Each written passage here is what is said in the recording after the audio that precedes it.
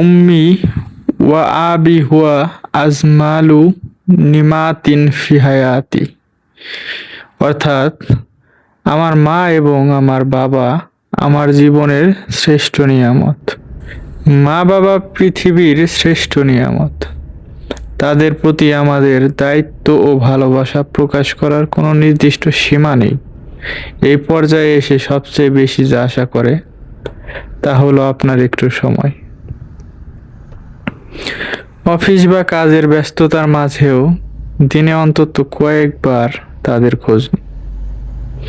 তাদের পুরনো গল্পগুলো মনোযোগ দিয়ে শুনুন, যদিও আপনি সেগুলো আগে অনেকবার শুনেছেন।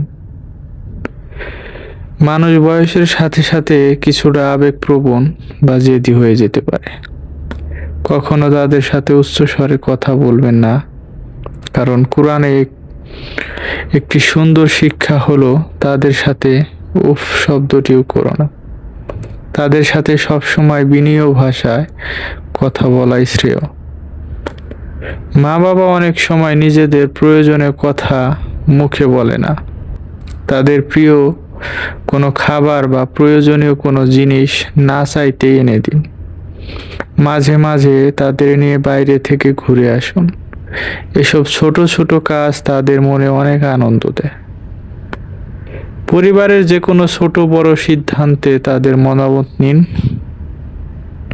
এতে তারা অনুভব করবেন যে তারা এখনো পরিবারের গুরুত্বপূর্ণ অংশ এবং আপনি তাদের সম্মান দিচ্ছেন।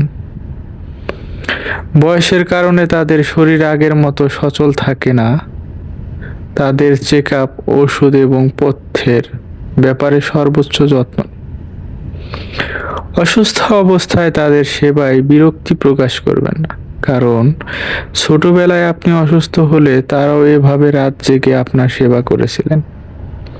একটি ছোট কথা বলি, আমরা যখন ছোট ছিলাম আমাদের হাজারো অবুঝ প্রশ্নের উত্তর তারা হাসি মুখে দিতেন। এখন সময় এসেছে তাদের প্রতি সেই ধৈর্য দেখানোর। মা বাবার দোয়া জীবনের মোড় ঘুরিয়ে দিতে পারে।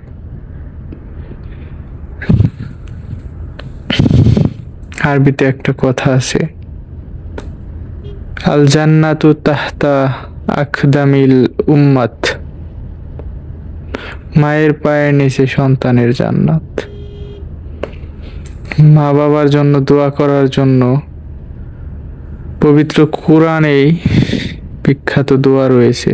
সেই দোয়াটি হলো রব্বির হামহুমা কামা রব্বায়ানি সাগীরা। ধন্যবাদ সবাইকে, ভালো থাকবেন, সুস্থ থাকবেন। আল্লাহ হাফেজ।